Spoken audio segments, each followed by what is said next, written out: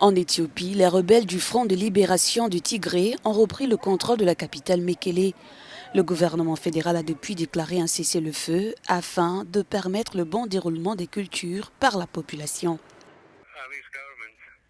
L'annonce du cessez-le-feu unilatéral par le gouvernement d'Abiy Ahmed doit être traitée avec le mépris qu'elle mérite, car elle ne signifie rien.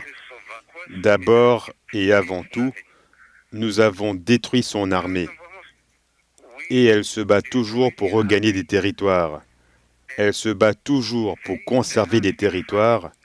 Et elle détruit et a détruit les moyens de subsistance de notre peuple. La ville de Mekele dans la région du Tigré était sous le contrôle de l'armée fédérale depuis le 28 novembre dernier. Les combats sur le terrain en ce moment ne sont pas terminés. Qui sait si le TPLF pourrait avancer davantage? Nous pourrions avancer davantage. Vous ne savez pas, je n'en sais rien. J'essaie de vous dire que l'histoire est vaste et complexe. Elle n'a pas commencé ici et ici.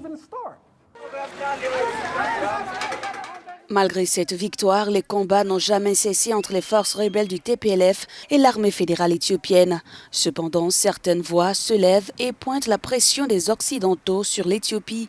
Pour le champion olympique Haïlé Gebrselassie, les conséquences de ces manœuvres peuvent être désastreuses.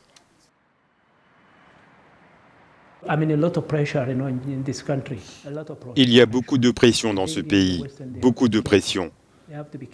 Je pense qu'en Occident, ils doivent être prudents. Ils doivent être prudents. Qui va soutenir ce combat entre des frères, entre mes frères? Ce sont mes frères qui se battent dans la brousse. Mais encore une fois, si vous continuez à pousser de cette façon, le résultat sera très mauvais. Selon l'ONU, au moins 350 000 personnes se trouveraient en situation de famine dans la région, ce que conteste le gouvernement d'Abiy Ahmed.